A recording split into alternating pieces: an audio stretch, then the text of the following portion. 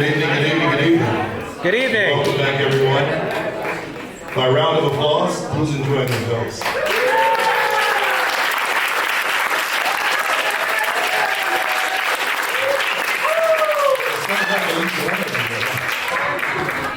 So, before we get started, I want to make an announcement for tomorrow. For those of you who are intending to come to Kubota Gardens and enjoy the tour and the readings, we are trying to coordinate transportation. And so if you have space, capacity to accommodate a passenger, we want to start the dialogue to ensure that we can get as many participants as possible. So before we break for the evening, the final departure, please, speak amongst yourselves. I don't want to try and volunteer someone's vehicle or anything like that. I have, I think, 4 people already, and I know there's some others that we're looking to also facilitate transportation. So please make sure you do that. And also, for those of you that have not already done so, please consider going to the CPO website and making your contributions to support the Cascadia Poetics Lab so that they can continue to facilitate events such as this and bringing in all these wonderful speakers and poets and performers. And so without further ado, we'd like to welcome our very own CPO board member, poet, astrologer, living here in the homeland of the Duwamish, his partner Zan, his son Harvey, and his furry family member Hoopla. Please give a warm welcome for Matt Trease.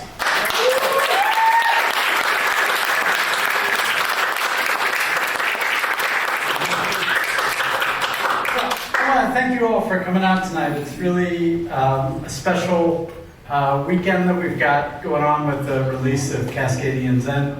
We're really proud of the anthology, and we're happy to have you all here to celebrate and help get the word out about it. I've got a number of really great readers for you tonight. I'm going to dig into some quick introductions. But I'll give a little preface before we get started. I run a reading series here in Seattle, Margin Shift, and so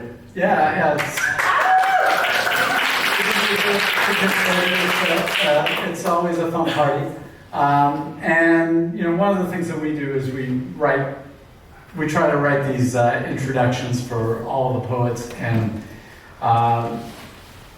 my method of going about that is I'm a collagist. So a lot of these poems, or these introductions, are like collage poems of snippets from the poets as well. So I would mention the quotes in there, but I would be constantly saying quote and unquote.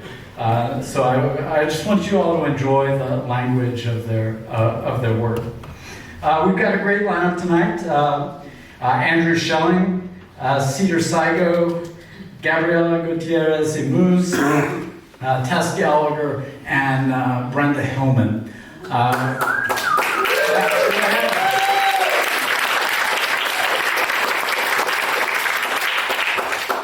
And we're going to start off with Andrew Schelling. Andrew is an ecologist, naturalist, and explorer of wilderness areas. Schelling has traveled in North America, Europe, India, and the Himalayas. And his poetry is known for its engagement with the rhythms and elements of the natural world, its use of literary forms derived from traditional Asian literary forms and from international modernism, with a grounding in languages. And he is one of the major translators of Indian Buddhist poetry. So really fantastic list of books that he's published as translations and poetry. You can check out a number of those there. I'm going to kind of skip the list of publications and kind of get to an introduction to Andrew's work. Andrew Schelling's poems are possible bags stitched together with a patchwork of languages, Sanskrit, Arapaho, English, to name a few, to carry the names for things, dreams, visions, now radio here. Take a walk with them and read the prints in the dust like oracles, yarrow stalks, coins, to change ideas about what the land is for, the 13,000-year dream of this continent, beyond the catastrophizing, beyond rocky flats, beyond the oil spills, beyond the fracking, mining, genocidal land grabbing, wandering without direction, almost approaching lunacy. Right here, inside the poem, we see the meander, water coming down from the old time. Please welcome Andrew Schelling.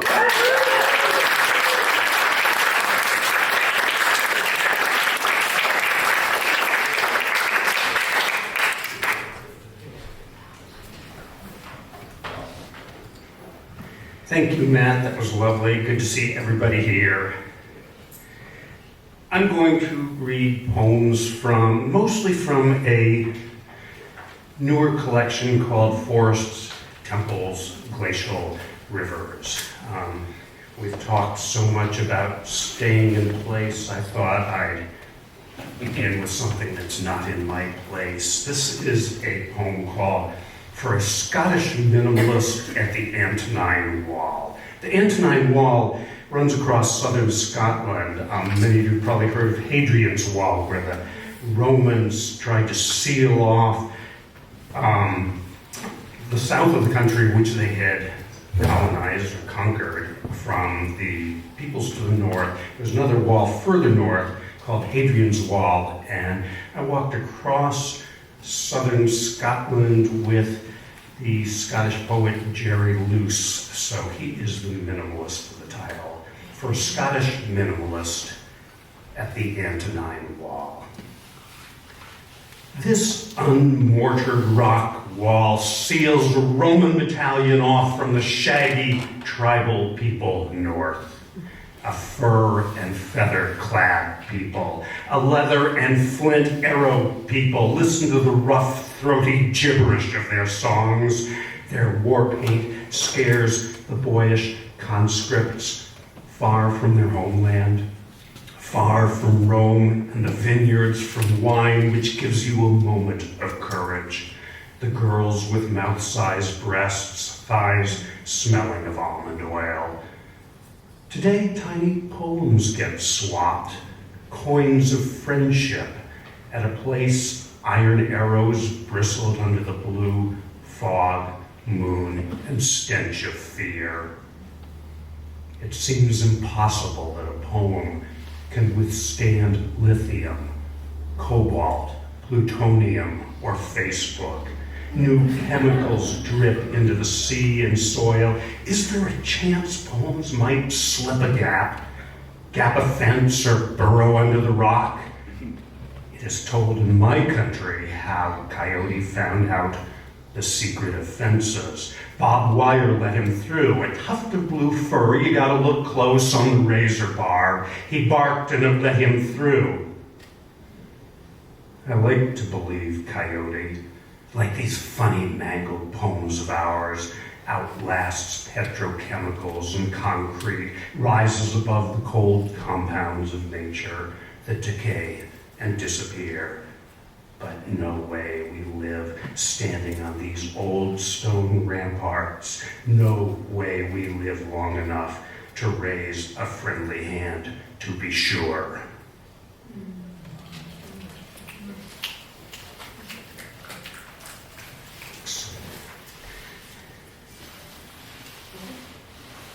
Halloween Blue Moon, a revolutionary letter. I'll say this right up front. This was written when I heard of the death of Diane DePrima. Halloween Blue Moon.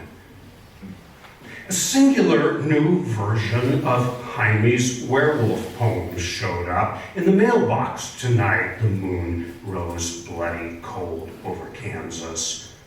Sunday came death news. Diane DePrima authored American She-Wolf epic Loba. On Thursday, Secretary of the Interior, doughy white David Bernhardt, illicitly appointed plus no credentials, whatever.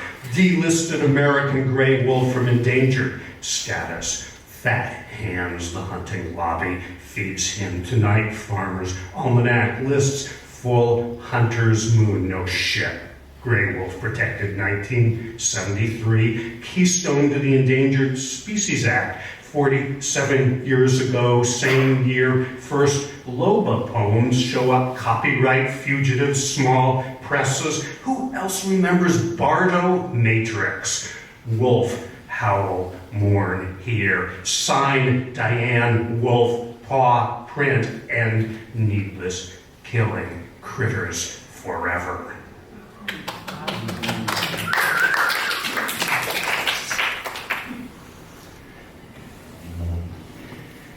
This is a poem from, invoking another bioregion, the one sort of south and west of me. I spent a lot of time over the last number of years in southeast Utah, visiting the Bears Ears area, which came into prominence after our former president delisted it from monument status. And I want to know something about the land down there to feel more effective in any kind of action to either reinstate the monument or protect the land of the Greater Bears Ears and Cedar Mesa in particular, which is a great archaeological museum of American history. This is called Gravel Cheesebox Hideout. Two friends study the deep history of the Southwest.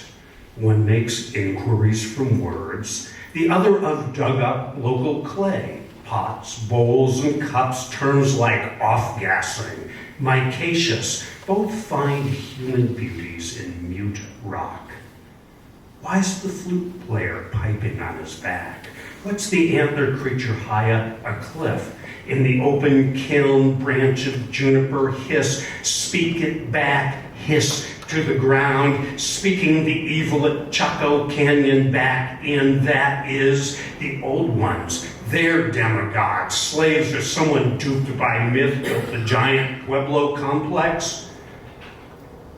Today I write poems. Prose is too hard in this heat. The vessel goes brittle, it splinters. The news outlets say 130 degrees, Death Valley this day. Do not try to master the secret techniques of power over others. Oh, spirit, you've got further tasks. Canyons, the green mask, the yucca fiber brush, night, sleep, companions, the stars.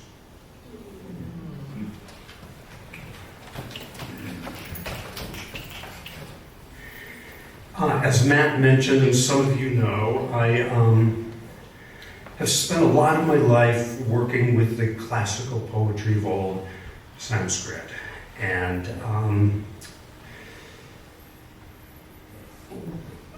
in a recent year, a couple of years ago, I was not quite sure whether I wanted to throw my attention to a book of poetry or to a book of translation. And so I sort of flipped the coin that landed on its edge and decided that I would do something really in the old tradition. I would translate poems from Sanskrit and then respond to them with a poem of my own. And in particular, I got interested in the woman poet Vidya, who is generally thought to have lived around the 7th or 8th century, and has left about 33 poems I can find that are exceptional. And many of these I had translated before. So I'm going to read some of these tonight. They will, I'll read the translation of her poem, give her name, in some cases the anthology where I found it, and then the poem that I respond with. Dark as a priest's. Monsoon sky, the smoke and thunder dark as a priest's fiery sacrifice. Tangled grass cloaks the dark earth, then everywhere bursts the white candela petal.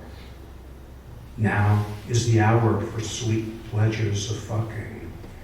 If your lover is left though, what but death offers refuge? Vidya from Shangadara Padati. Each molecule of rain, gathered where clouds mount or toss, has run its course through living vein. Volatile minerals flare on the wind that flushed a human cheek or groin. Earth and sky from the beginning coupled like black and yellow dragons as the Ching portends each shoot of blue stem, purple tuft, grassy floret, nub of antler thickens with life, a kind of thinking more fierce than any thought. Such will to life and love the rain as Vidya saw, the dew sweet law is savage soft, white rash of blossoms, no loss, no gain.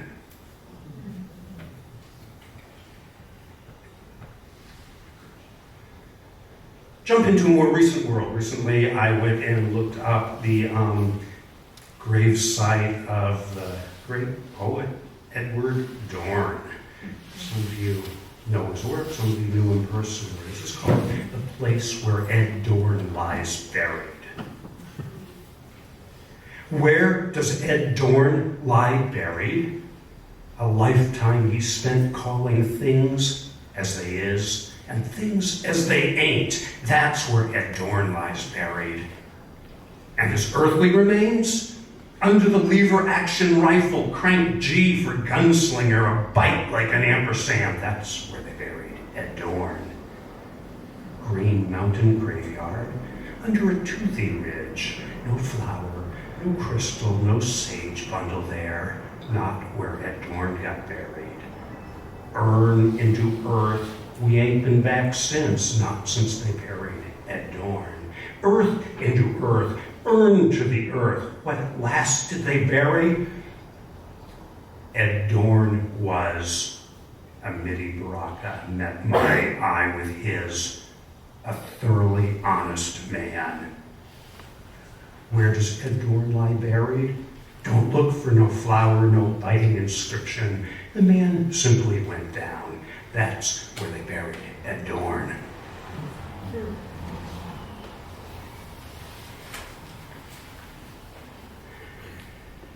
Another one of these poems that begins with a translation from Vidya and a response poem. Cold Stone Wheel. Fate has kneaded my heart, dear friend, like a clod of shapeless clay, placed it on the cold stone wheel, set it to spin with bamboo staff, again, around again. I call the bamboo staff uncertainty, call it ought, could, should, might, may. Cloudy moods revolve on the cold stone wheel. The shape the potter makes I can't yet see. Vidya from Subhashita Ratnakosha. You in the Oakland Hills, 2 a.m. moon you call lopsided, must every wheel conceal some fate? Stars revolve, the roulette ball spins, the potter sends her platter round. Beneath the sky, coyotes bark, moonrise thrills their clan. This waxing gibbous Oakland moon goes into Aries on Sugarloaf. Our eyes meet athwart the lunar disk, hoping to see what shape the cold sphere takes. Clay, fate, wheels, moonlight, and human love, dear Amy, cough softly in the night.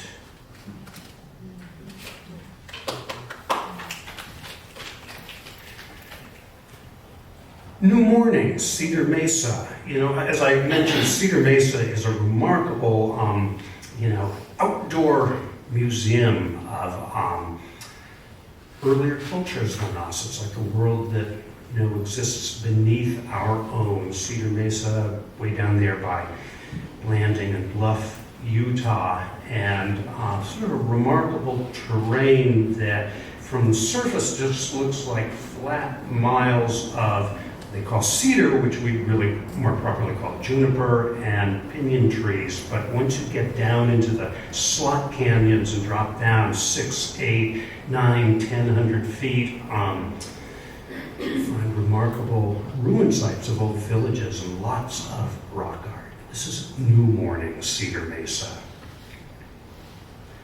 Night came fast. You can't believe how cold the curtain dark. We reach camp 5 p.m., the snakeweed already brittle. The elements, hey ho, the elements. The metaphysics bare when you have 10 minutes or less to get the twisted juniper branches lit. Night has its needs, sleeping bag, foam pad, the Durango cowboy blanket with cochineal band.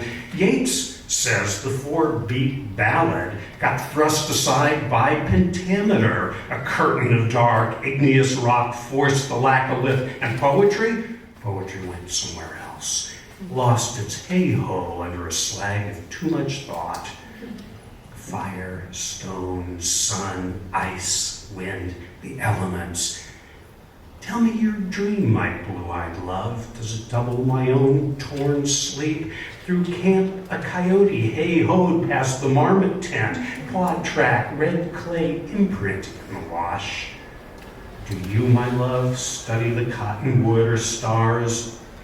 And wake to the raw elements. Here, great sun at daybreak. Kindle fire for bacon. Coffee as the block ice melts. Your gentle limbs sustain me. Out there, the wind and the rain, 1,000 jagged mountains west.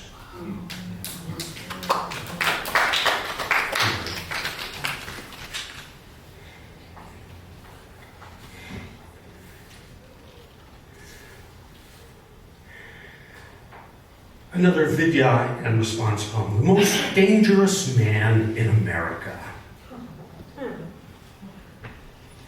You know, that is what Henry Kissinger and Richard Nixon called Daniel Ellsberg. The most dangerous man in America. What luck that you can tell the sweet 100 raptures, shivering words right to the moment orgasm drains you. Because, friends, from the moment my lover's hand touches my waistband, oh God, not one detail can I recall. 15 years ago, the phone rang. Daniel Ellsberg on the line. Dan, what's up? Today is my birthday. Each year I take LSD and get terribly restless while the acid comes on. My wife said, Dan, sit down and read a book. So I got out your Poems of Old India and called to say, please keep translating. I used the poems to seduce my wife.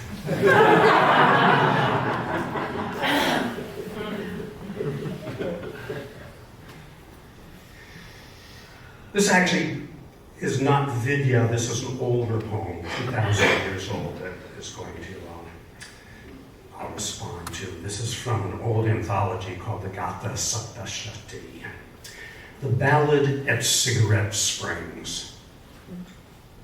In those days, everyone knew of our village, the men reckless with youth, a girl with her eyes so wild. Tonight, they reminisce of the old days.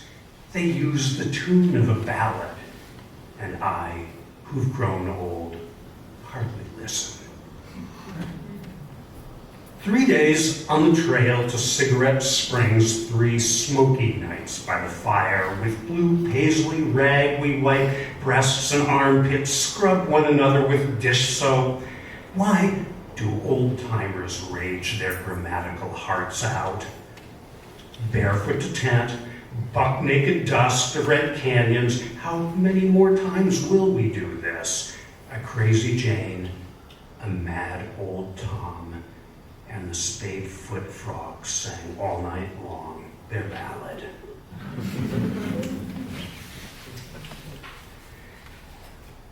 I'm going to close with a little song for my 1-year-old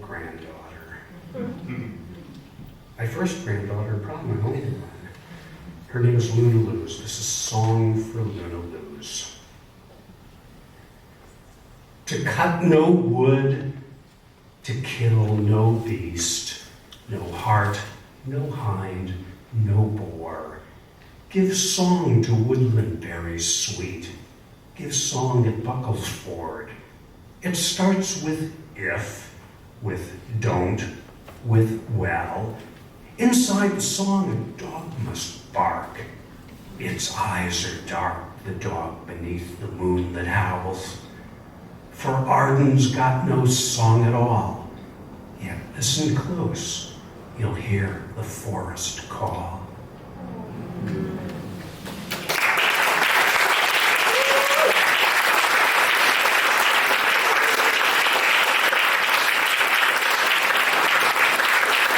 Okay, that was really great. And just want to make a plug for Andrew is teaching a class on cantos online through the Cascadia Poetics Lab. So check in on the website or I guess maybe with Veronica if you want to get signed up for that. It'll be how many weeks, Paul? 8 weeks. 8 weeks starting in November. Yeah, And in bringing for the November. holidays. Yeah, so it's a rare opportunity to get to read through the cantos, especially with a very astute guide. So, next up, we've got Cedar Sigo. Cedar was raised on the Suquamish Reservation in the Pacific Northwest and studied at the Jack Kerouac School of Disembodied Poetics at the Naropa Institute. He is the author of 8 books and pamphlets of poetry, including Language Arts, Stranger in Town, Expensive Magic, and 2 editions of Selected Writings. And most recently, the Bagley Wright Lecture Series book, Guard the Mysteries. He has taught workshops at St. Mary's College, Naropa University, and University Press Books. He is currently a mentor in the Low Residency MFA program at the Institute of American Indian Arts. He lives in Low Fall, Washington. In his poems, Cedar Sigo hums an imperfect pitch, a sutra for hobbling harpsichord, cobwebbed keys like a troubadour of the sacred, courting the invisible materials of language, sitting with and sitting arrangements of place, remembered conversations, associations the mind makes from a strain of music, luminous details of every day layered up and felt up. He weaves those strands in and out of time so that we're left in the transformative space of a dream. But these poems are not a mere recounting of last night's somnambulant rambling, but an invitation to step into the active process of dreaming, in which the subconscious pieces together all the fragments into baskets for our own memories and subjectivities, a spider's web we can balance upon to feel and catch the weight of our existence and intensity with which we can link. Please welcome Cedar Sigo.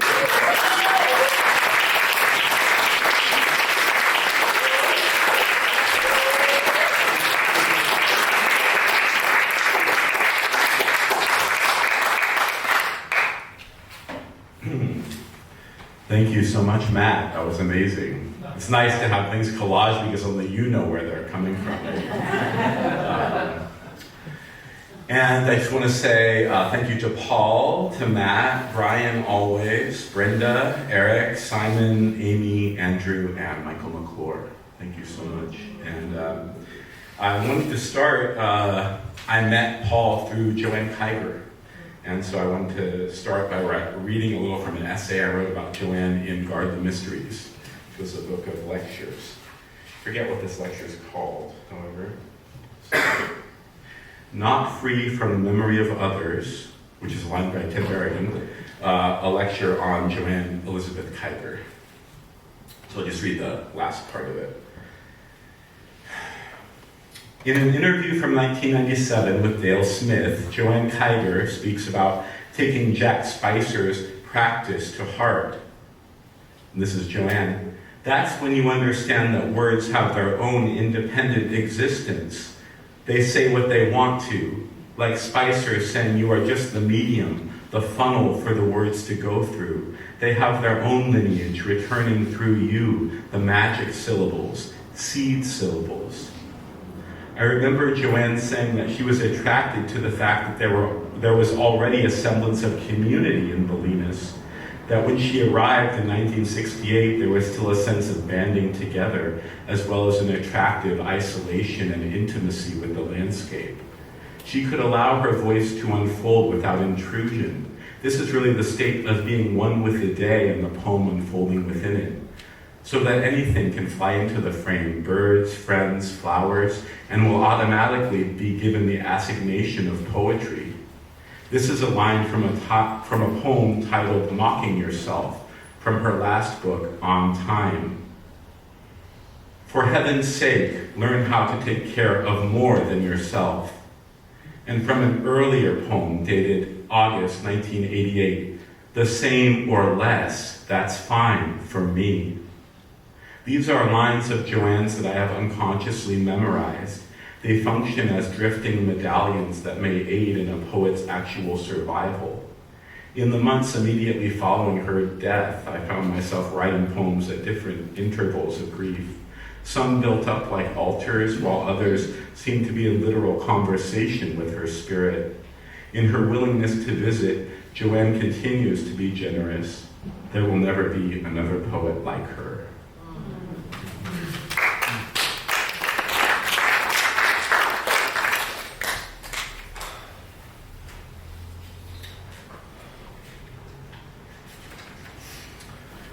November 19th, 2016, for Joanne Kiger. 1. Poetry is the part that no one sees. Clip the flower, burn the brush, watch the rain stream down the moon-viewing window. 6 drops fold together, then glimmer. Burn a stick of autumn leaves, crack the screen door, write longer. Have beams shooting out and over the blessed, bountiful body. Do not revisit poems the next day. They have already rejoined the actual matter, daily music fallen back into the fabric. To acknowledge mastery would violate her flexibility, even further terms, the heat and shape of the mountain. 2.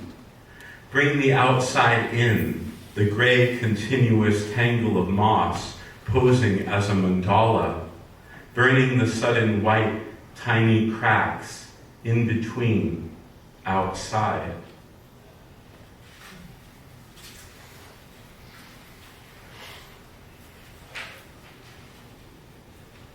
And this is all from All This Time, which is also from Wave Books. I think it came out the same year as Guard the Mysteries. I was busy. Let's see. Use some water for this one.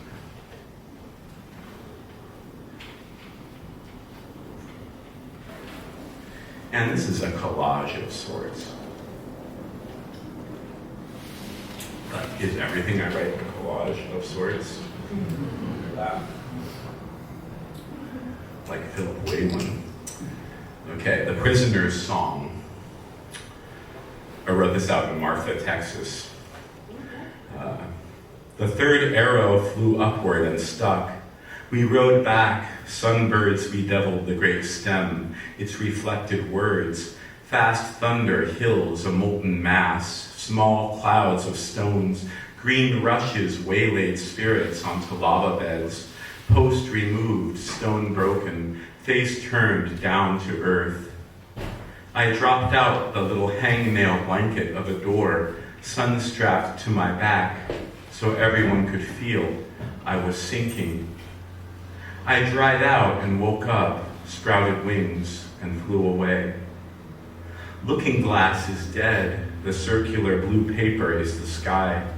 We see some green spots which are pleasing. Are the commissioners clear as I am? I gave them a blue flag which they pretended to cherish. I live in hopes, I do not have 2 hearts. The Illinois River will rise, a single warrior to write the beyond without me. Death at the hands of the long guns. Did I say death, or the springs are drying up? Find the break where blood runs clear. Through the love you bear your gallant little band. This is Joy Harjo. Not to reverse history, but to draw out the strength. Write in the corridor, to be no speaking. Sing in the hall, to be no dancing. Cry in the street, to be no leading. Break into the house, to be no sleeping. Feel in the closet, to be no running. Fight in the dome, to be no screaming. Lie down in the dark, to be no changing. Are the commissioners clear as I am? The dampness of night pierces my shield. 2 dead men push a stick through my buttonhole. The sun looks down on me as complete. I want you to look and smile, red with iron black. With all of my heart, I thank my black-robed friends for their kindness. Columns of steel rise. I was glad to hear the black robes had given you the shimmer of elongated nights, left to waver in the void. They know how to die in battle. They are a twist in the black mirror, the river between the city and the mist. We will produce no sane men again. They come back different and the same. They roam over hills and plains and wish the heavens would fall. You issued the first soldiers and we only answered back, seeking air. I have sent many words that were drowned along the way. The wind is full of bottles and the air aggressive, a red feather placed into black hair.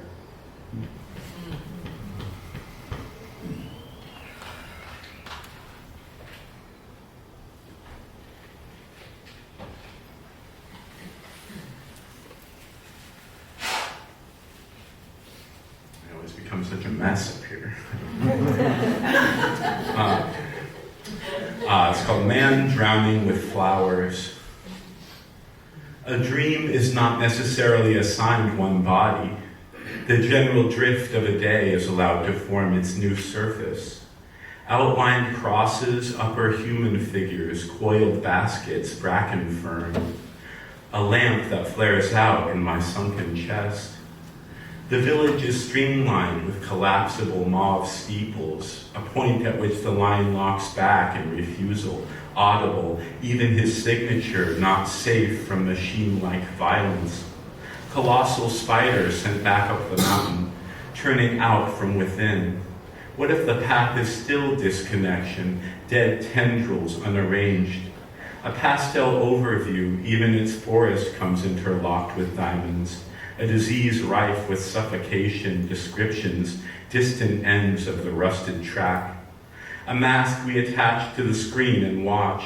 The white dots frolic as if they are beyond our control or at crossroads. Blinding haystacks, man drowning with yellow flowers, pink and red distended organs, underneath layers of minerals, no message. A green paper edge to the river, a line of madrone torn back from the sea, wobbling on the rise at cliffside.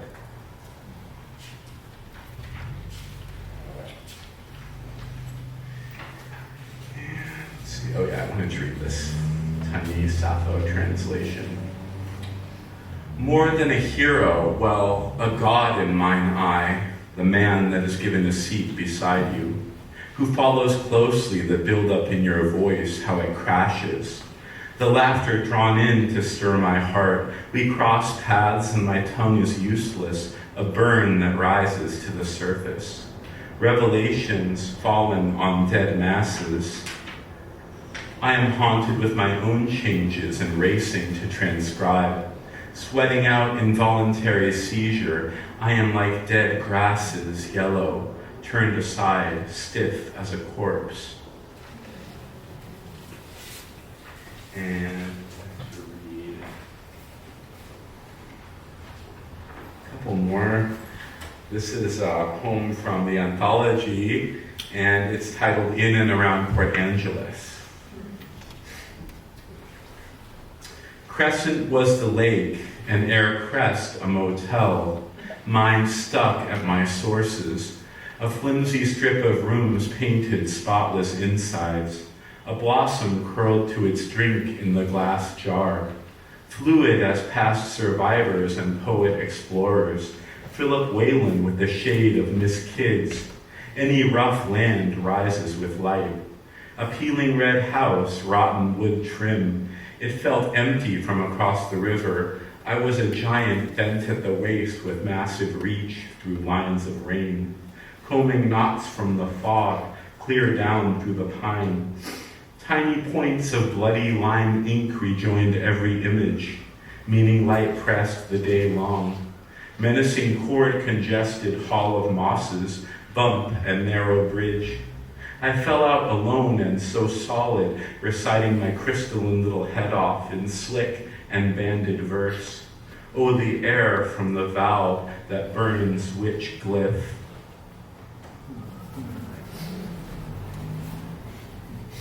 And I'll end with two poems from a collaborative book with the Seattle poet Simon Wolf.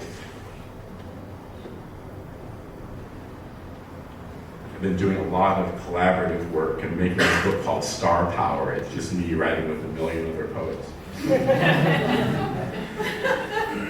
I'm serious. This is number 4. We wrote 10 poems together. Number 4, this first line is like the first half of a line by Eileen Miles.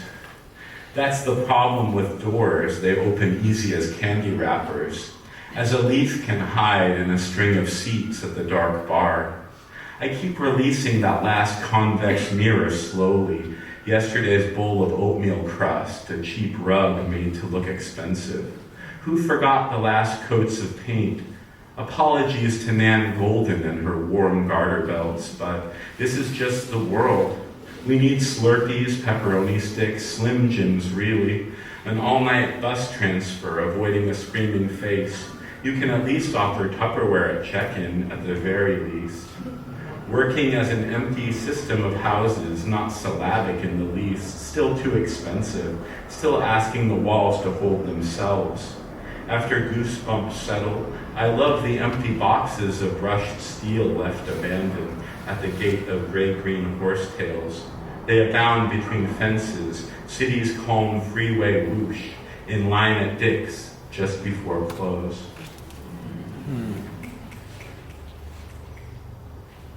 And one more. Number 8. 4 daffodils in a wrinkled, saggy arm.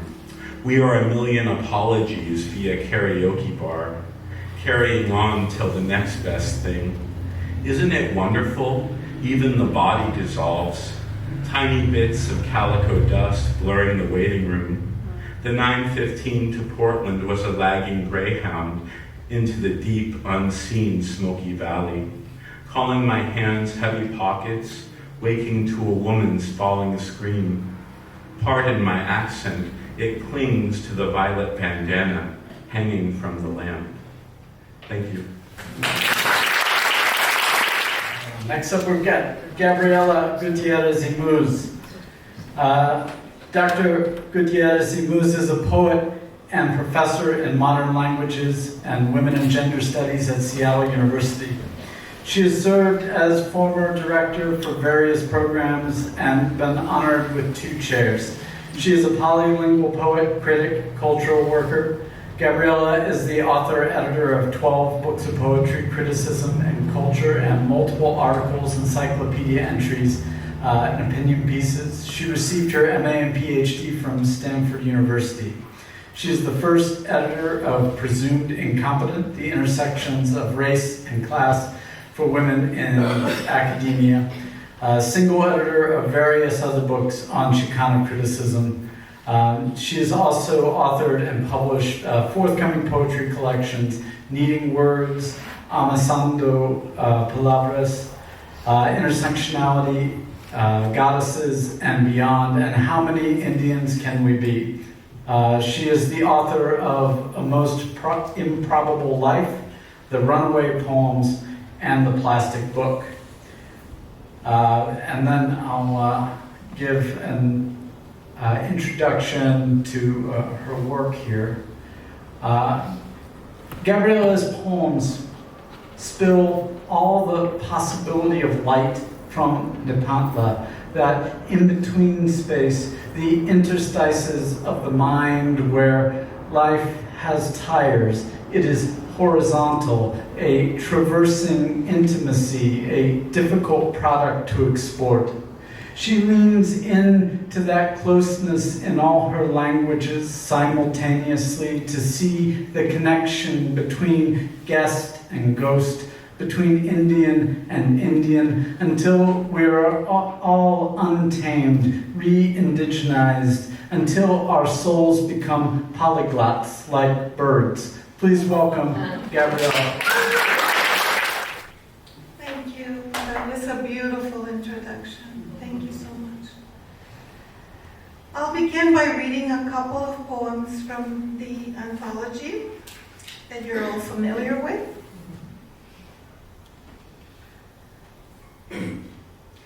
Zen. The trees tree, the river's river, the snow kisses the lake in ice, the Olympics blush one sunset at a time. The umbilical cord has not detached yet from its earth. Apples still grow. Grapes and berries arrive to markets. Lettuce has fingerprints on its cover of chapters and pages. Sometimes workers touch our mouths through produce. Our senses revive in peels. Changing clothes by midday is common in Seattle. Meditating is normalized. We shrink our minds so often to capture them in a possible snowflake. The rain, tea from chamomile, elderflowers, roses, and geraniums is the earth's afternoon treat and its accoutrement. Dogs know this is not Kansas. Empowered, they bark for treats, touch, toys, capital sins of indulgence, mirroring our need for nothing. And this is called Seattle Nahuatl, to the land of Lakes Aztlan, which I explained this morning. It could be where the Aztecs came from, Seattle. And the name of the poem is Seattle Nahuatl. Fall. October in Seattle, the leaves of space needles wrestle with the rain through the window shopping eyes of spirits, visions threaded from above, desde el más allá. Winter. Winter snow shelters traffic lights to shine like Christmas trees on homeless quilts. Spring. The city simmers herbal flower teas on its streets of always water. Summer.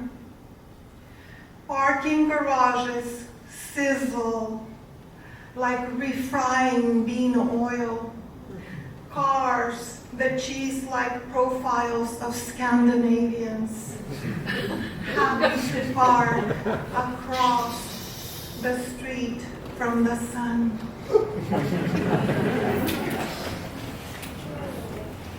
And I'm gonna try to read, Teresa will tell me when I have a couple minutes, but I'm gonna try to read from a few of my collections. This is called The Anthropologist. And I know you've met people like this that love each other so deeply, but will never come together.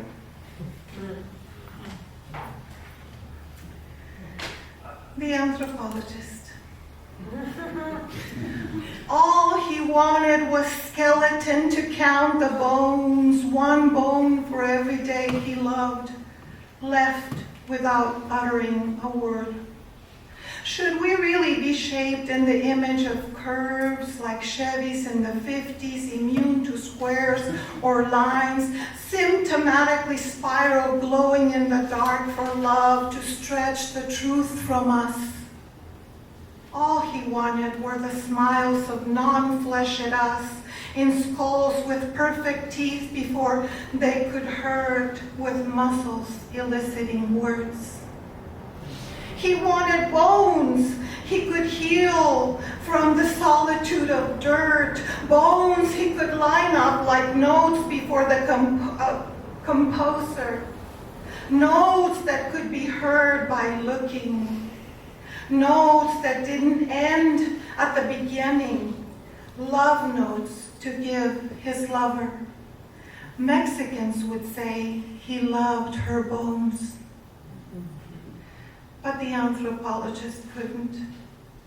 Because really, what he loved was the image her bones imprinted on his spirit, the image of love before it's disinterred.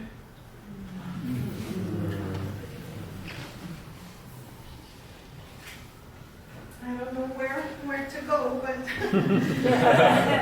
from there. One of my favorite poets in the world is Patrice Vecchione. And for those of you who teach, these are some beautiful books that she edited. My Shouting, Shattered, Whispering Voice, a guide, writing poetry and speaking your truth, and Ink Knows No Borders, poems of the immigrant and refugee experience. She lives in Monterey. She's an amazing person that's been teaching children in the schools most of her life. This is called, the poem that she selected was Las Casas Across Nations, my poem. These houses raised me, teaching me to see the world through bifocals. The house on Brooklyn, where we defrosted the Thanksgiving turkey for mole by throwing it up and down the stairs. In the Buena Vista migrant camp, a man fried eggs on his motor every morning. There, at 8 years old, I was the only licensed child care provider. The house on Privada de Volantín gave me a kiss when I was 12 that has lasted a lifetime. There, among the other miracles of my life, I learned that Jell-O can survive outside the fridge. Near the owner's house, in the apple orchards, I learned to cover my mouth before dirt made it its property. In Ciudad Juárez, my mother made water and food out of sand with only her love and a transistor radio. On Juan N. Subiran, where our house was lower down than the rest, I learned that dignity is carried mostly by the neck. In El Rancho in Mexico, I learned to kill a pig with a knitting needle by going for his heart.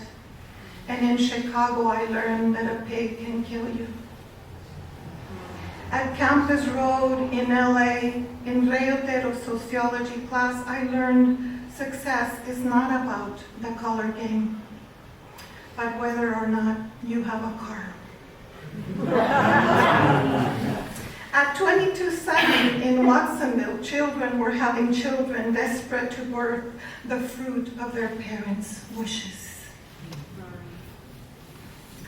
On Bronte in California, I sang to pray and sang to eat and sang to drink a better part of myself while Mama began to die through her breast.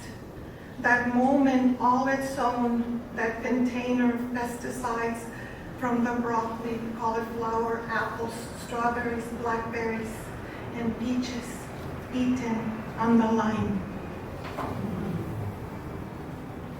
And this is from the other book. This is called, These Are the Hands That Could Sand a Wooden Bench. And this is very autobiographic because I think Roxy's from Santa Cruz, but on 41st there used to be all the men, the workers that went there, like they do to Home Depot here, to get picked up for work. And I used to go and take my tasteless burritos to them. It's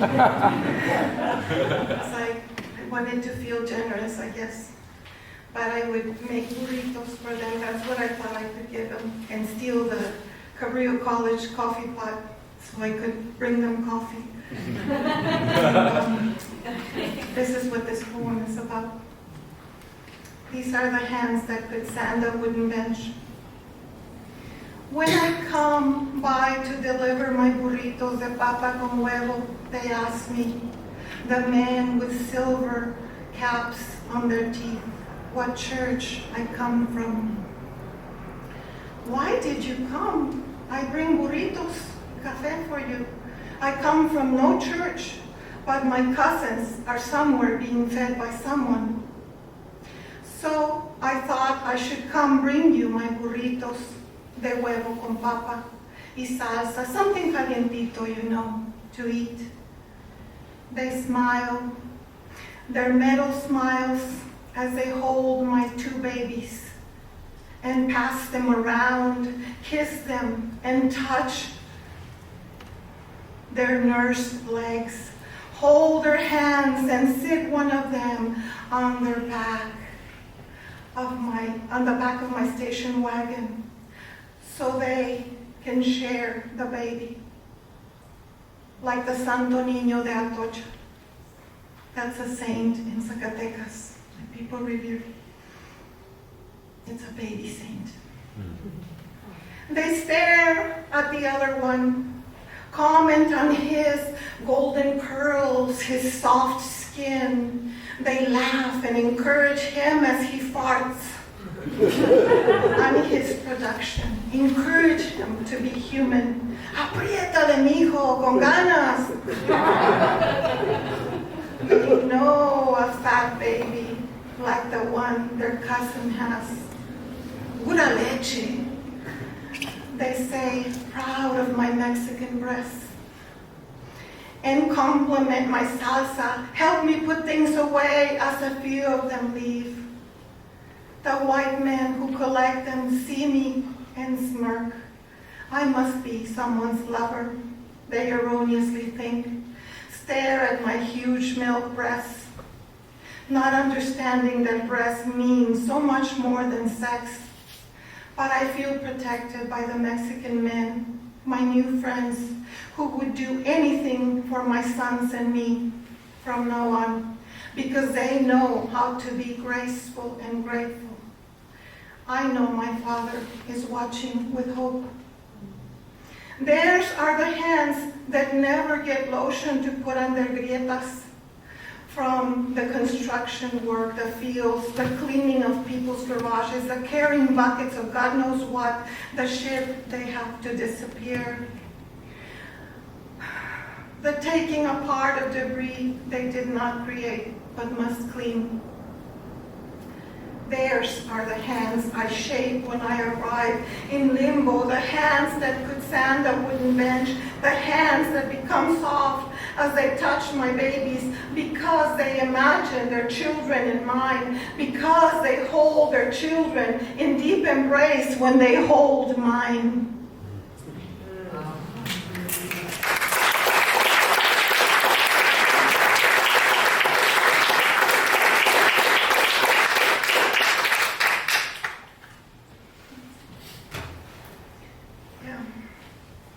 They didn't want my burritos. They wanted my babies. Because they don't get to touch babies for many years. So that's what I learned. This is from the anthology. Actually, there's 2 copies still. The Spaniards are very much interested in Chicano Latino poetry. So 2 years ago, during COVID, Teresa and I, actually my friend Teresa, went to Spain because they didn't want to launch this unless I went. So we went to Spain, and it's a collection of 66 Chicano Latino poets. If you teach, it's great because it's fully in English and Spanish, published in Madrid. And this is just an excerpt from one of the poems, Where the Birds Sing, Donde Cantan los Pájaros.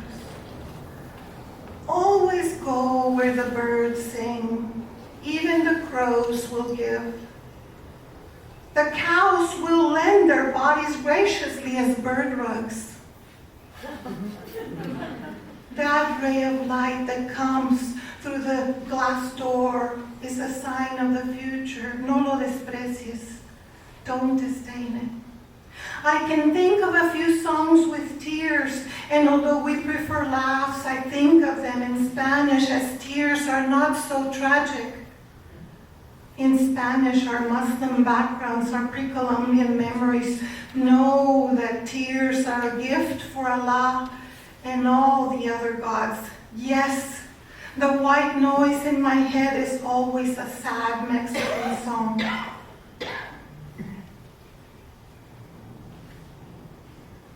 I am a believer. I believe in birds, songs, cows, crows, and tears. And I will end with, it's not so cheerful, but come lumbre, fire eater.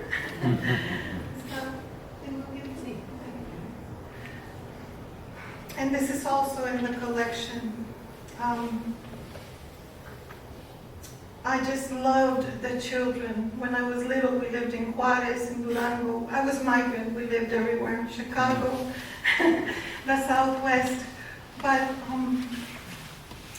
I admire the street children so much because they were able to help their mothers, and they were able to take money or food home, and help out. And this is about the fire eaters, and I just wanted so much to be a fire eater myself because I wanted to be so proud of contributing in that way. The children eating fire in front of a street light on Avenida Juarez in Juarez is one of the things I remember engrossed about my childhood.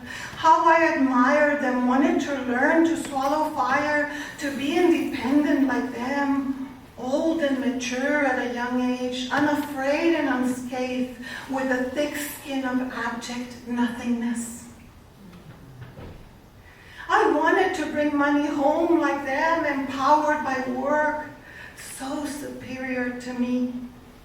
How I loved them and their ratty clothes, their exaggerated smiles for the tourists, their ingenuity for survival, their spirits of Jesus Christ.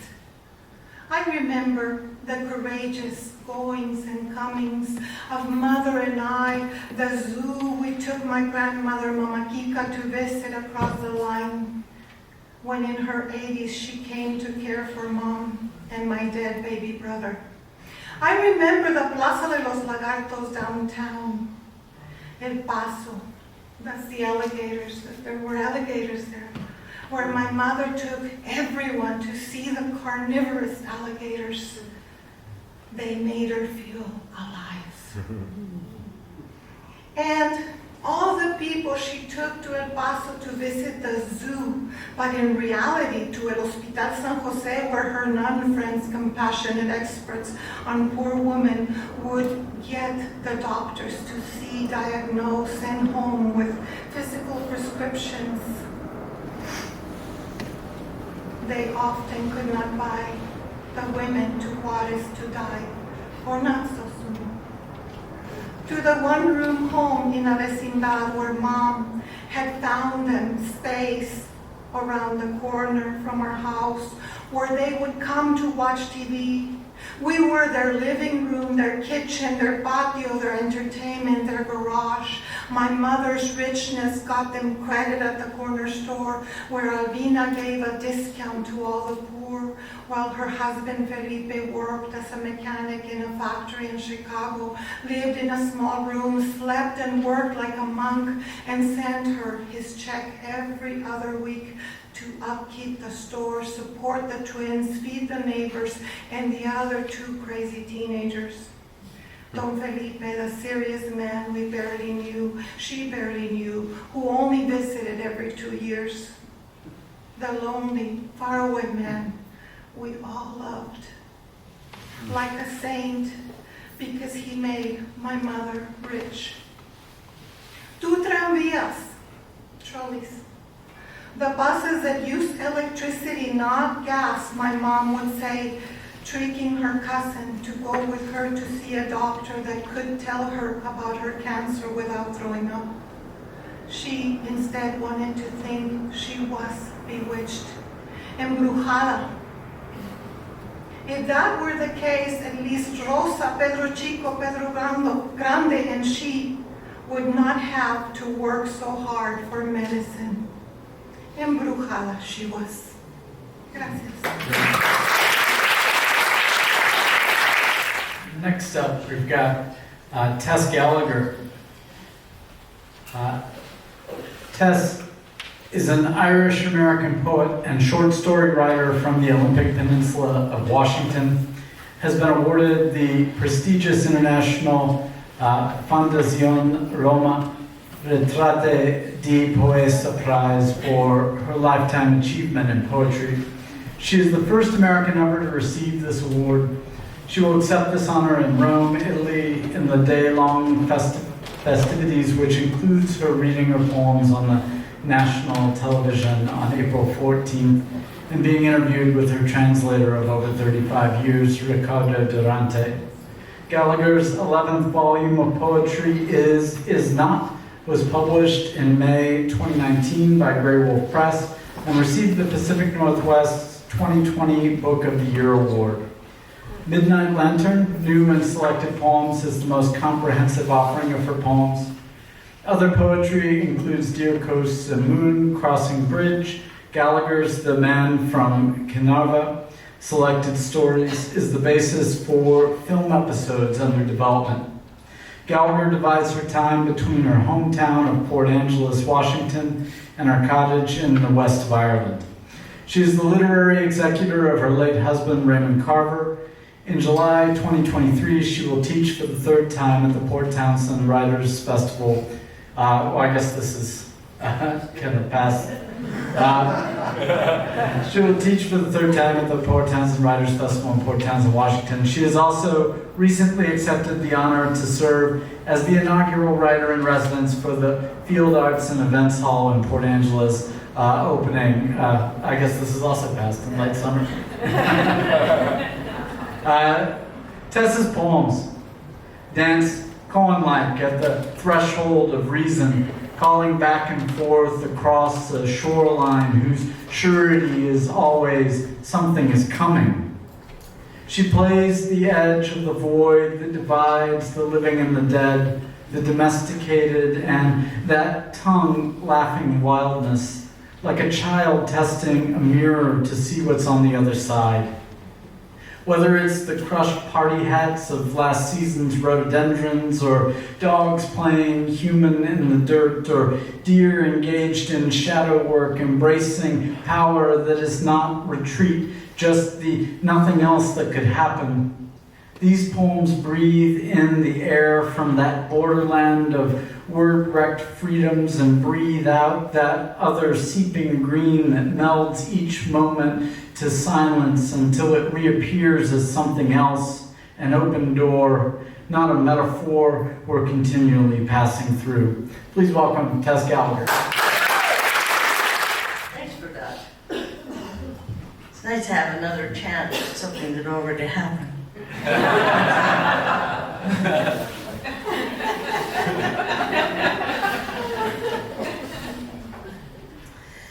So I'm just going to read read a few poems.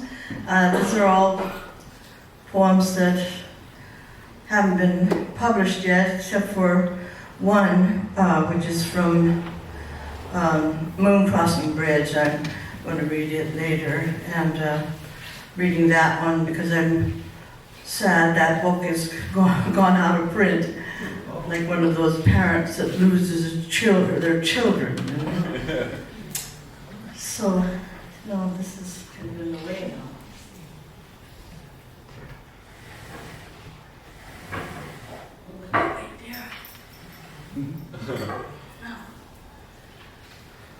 Let's start with this little poem. If the stone of me, if the stone of me met the bird of me, I asked, which would know what to do with the firmament? Then the kite of me let go all the child hands, and we flew.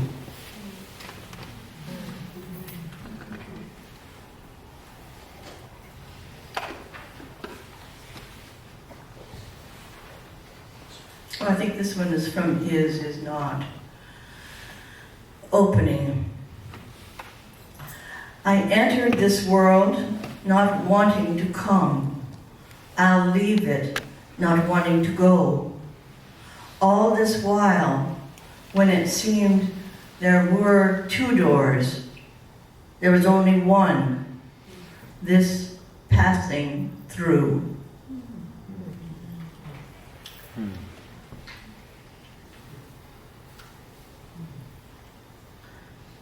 What I love about the heart after the echocardiogram. Those nice little tents. You know. It's nice to spend an hour with your heart, at least. It is never, occasionally, famous, working, infamous, not. Should it, under duress, slosh through an hour or three, it may in reverence be said to have done its labor's wishful best. Its murmur can, like secrets half told, write a hinge of near self-betrayal. Even its comet's tale of history refuses to stammer correctively to any jackhammer intent to simply thud along with the pack. If it tumbled and fell at the recalcitrant gait of an uphill stride, be hopeful that in some happenstance of grace, its sparrow guardian is winging wide of threat to nest unheralded in some less cavernous exertion. What bat could squeeze its cave, endow with quivering a blood that bends again, again? This shadow outpost keeps eternity waiting. It is the body's ever unborn shouting of pure substance, the bright rigor of these chambers attending to themselves alone. Each postponed arrival is emissary of next, percussive imperative, stretched like an equestrian moment across the hemisphere, flat out, then pitching tents at mannerly intervals on a clothesline savanna. But thundering home with glassy stare, lay on the whip in an ultimate thrash for the wire, and with instant's immediacy you'll pitch horse, rider, the heart underground. So said, little unflinching accordion, finalities abound, yet I never had a washing machine outlast you. Think you've made it? Even dead, you're ecstatically still, and for nothing. Now recognized as a someone returned through a slit in dream's door, you who never thought to be sustained without industry are present by report, given over, emptied, word by plundered word, out into the slow, impervious vast. And I dedicated this to my doctor. Gotta get in good with him, you know. For Dr. Dan Addison. I've been writing these very small, little cherry-picking poems, and I was having a nice conversation with people in the Satori session we had this afternoon. So these are it's a little extension of that.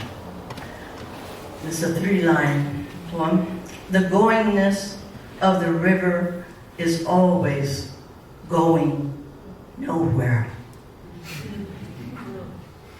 And I gave this one to you, but you'll hear it again, those of you who are in the class. River. What keeps the water from being stopped by the rock? The rock keeps stepping over it.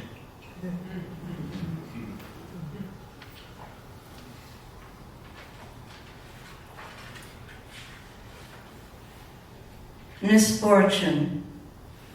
Born a woman. Fortune. Lived a woman.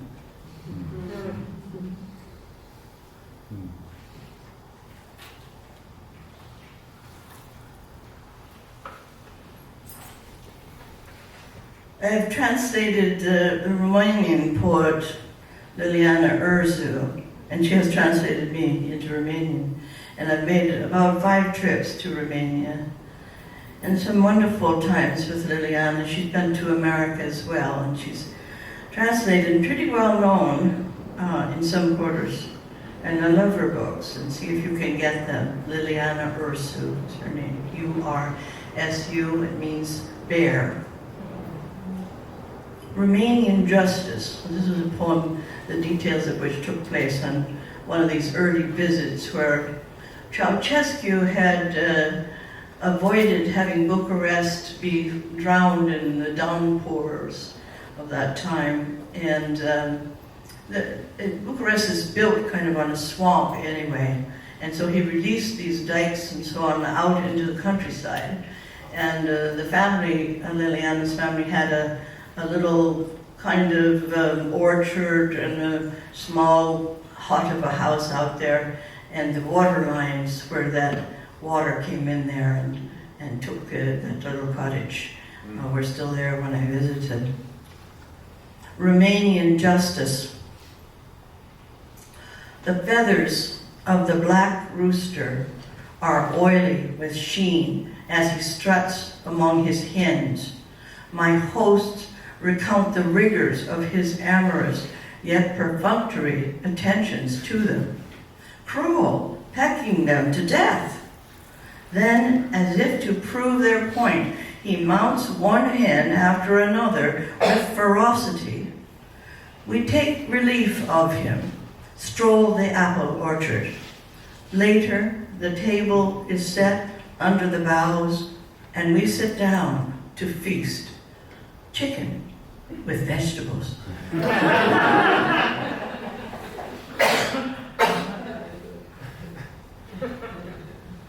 Well, Gary and I recently lost our cat, Black, and I had written a poem for him before. He went to the conference with us, and he really enjoyed it there. We found all the sunbeams in that little cabin where I was staying. And I don't know, I think he was a kind of wizard, just an amazing animal. He only had one eye. In what universe are you purring? I asked the black, one-eyed cat named Black. He only gazed at me with his one I see everything eye. So with my 2 see everything eyes, I looked into him like fire looks into coals under the cauldron. He kept purring, and not one of our 3 eyes could tell the where of that reverberative thrum, meeting out our one life.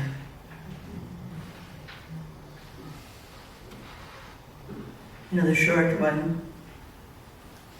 Nonetheless, I looked in the mirror this morning and said, it was. And even then, it wasn't true.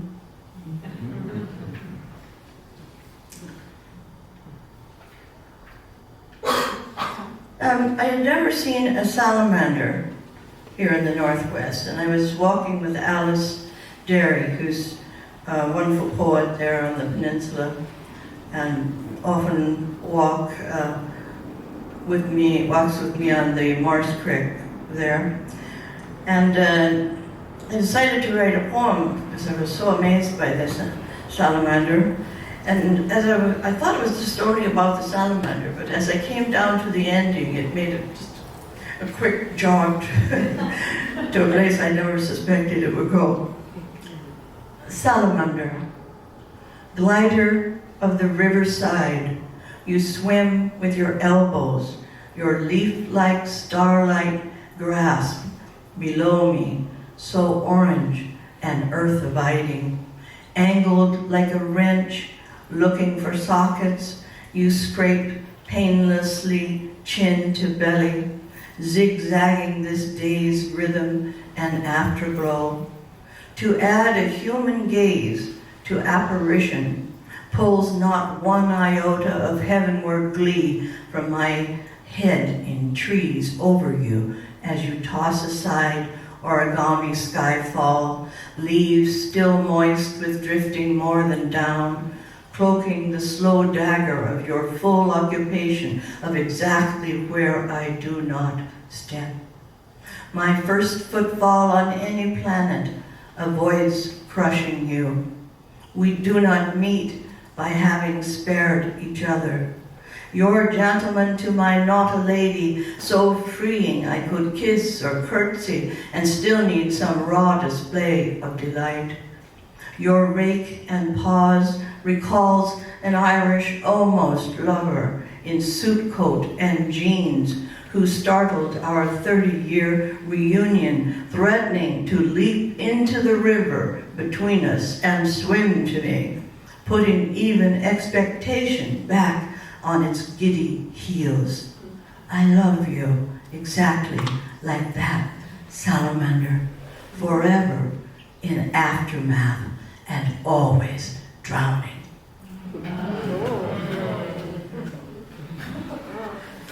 I worked with my mother in the fields west of Port Angeles as a young girl from 13 or 14 or so until I left for Seattle when I was 17. And we worked there with the Elwha Native Americans and shared lunch with them. And I was very moved by death of farm workers when we had those very hard times with the heat, and they were unprotected. And so I wrote this poem. Shade. Think of the farm workers and shade, something as life-saving as shade. And the workers have to have it. Water, they have to have it. A hat, they have to have it. A shirt long enough not to get a sun smile on their back. They have to have it. Enough money at the end of the day to let them straighten that back and get to market for food, cook that food, gather around with the others and eat. Sleep the sleep of the exhausted and get right back up in the bend-over sun-promised morning and do it all again like there is no such thing as one day, only one interminable day, and working and working.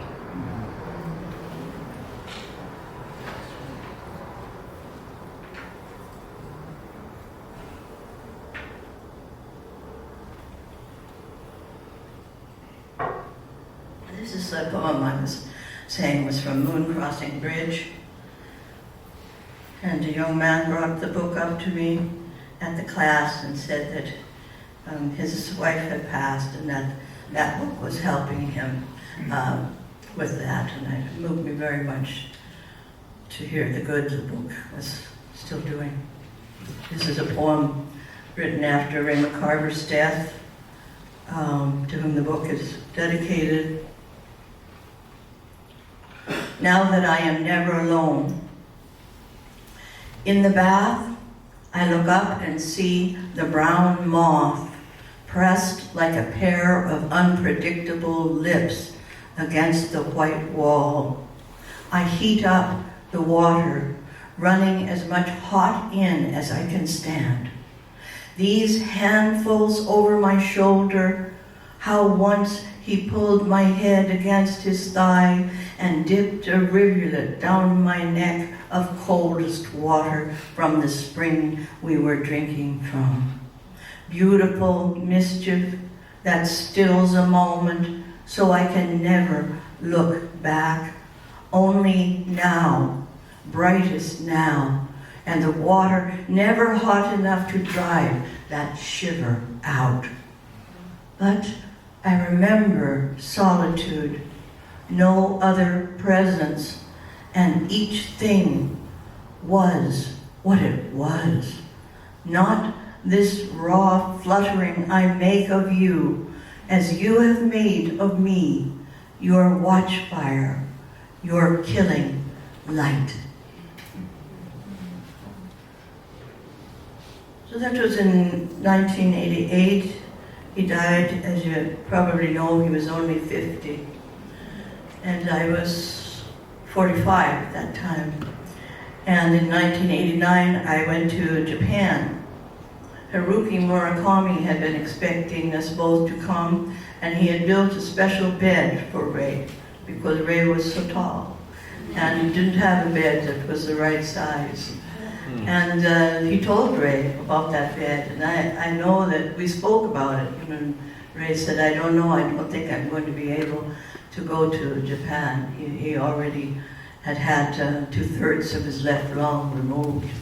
And he said, I'm going to have to disappoint him, I think.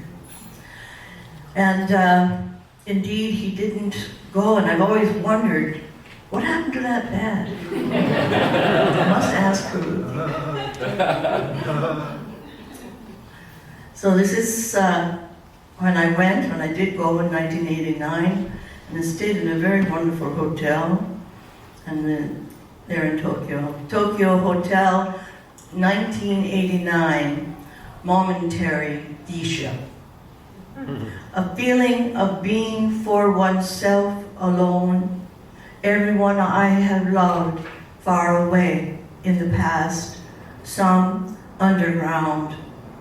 45 years old, a widow, letting down my hair, henna the color of cinnamon, taking up the silver-backed hairbrush my mother gave me and beginning to stroke morning sunshine into the hair as one might ply oars to a quiet inlet near the sea. Light shattering from a bank of windows across a courtyard, blotting out where I came from, where I'm going, and any sense of what I am doing here, so far from home. Suddenly, the telephone ignites a raw imperative under a cut glass lamp. A polite Japanese man's voice, then in perfect English, hello, good morning. So sorry to disturb. I need to say that. And to ask, would you mind brushing your hair a little closer to the window? Where are you? Across the courtyard. I counted windows, told the desk clerk I knew you.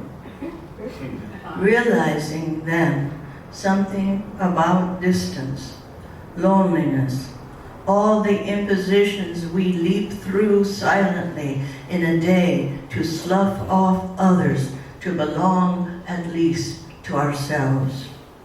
My hair as transport, the brush through it, the steady motion of a woman rowing silently in sunlight across the courtyard, a man alone counting windows. I say nothing, hang up the phone, take the few dream steps to the window, pull the heavy flash of silver again through the water of my hair, feeling as if this small room is floating me out of myself on the distant gaze of someone I will never meet. I keep on rowing like that a short while. Then, taking charge of beauty and solitude, I push back the mantle of my hair, draw on the long gaze of the day before I drop the bamboo shade.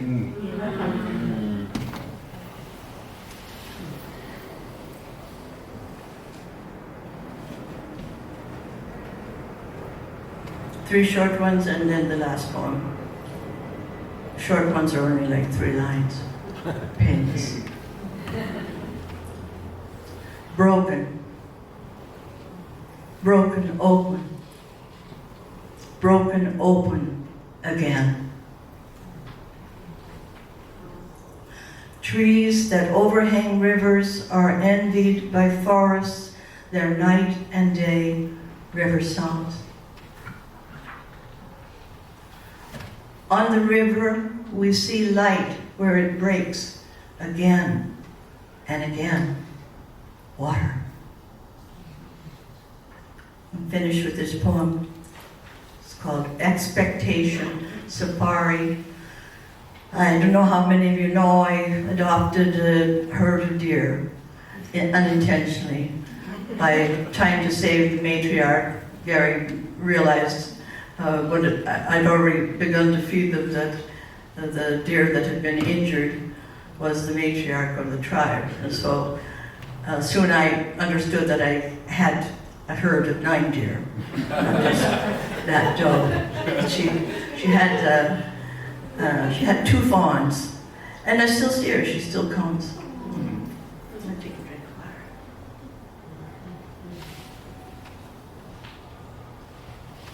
water. So this is about my dear. Expectation safari. The sun streaming in here, like everything good and bad, swallowed down the great sun gullet and mixed all in, so it's nothing but shining and warm and waiting for fawns. So something on spindly new legs can come dandling across the lawn and make us just born again this minute. And if they don't come this minute, they might come the next. Because isn't the sun more than half expectation, like fawns who have no job like the sun, having to hunch its shoulders and get on the backs of those mountains, even when it might wake the mountain goats the Forest Service neglected to airlift in a sling off the cliffs because they were not indigenous to those mountains, our mountains, whomever our is. How pure those floating intentions of the Forest Service may have seemed to someone who advocates goats swinging over mountain gorges to be rehomed elsewhere. Maybe it is the 3 days the fawns have to just lie there in the brush, curled up where their mother, the doe, has left them until they become able for legs. She got exhausted birthing them, and she has 3 days grace to regain herself before she has to worry. Are they behind me? Can we cross this road?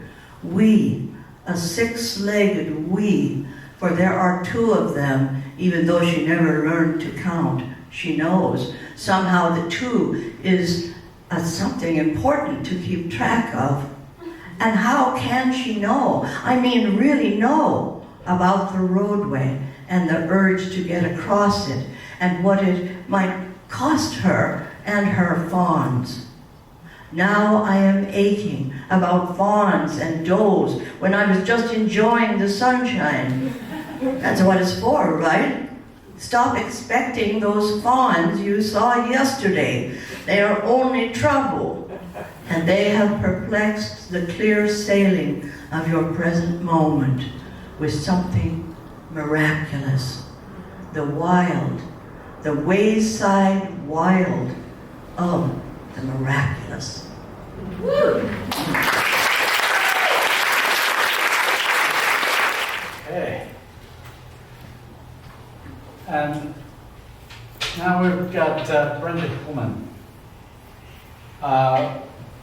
One of contemporary poetry's most eclectic and formally innovative writers, Brenda Hillman is known for poems that draw on elements of found text and document, personal meditation, observation, and literary theory. Often described as sensuous and luminescent, Hillman's poetry investigates and pushes at the possibilities of form and voice while remaining grounded in topics such as geology, the environment, politics, family, and spirituality.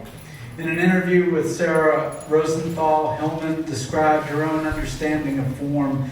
It is the artist's job to make form, not even to make it, but to allow form, and all artists have a different relationship to it and a different philosophy of it.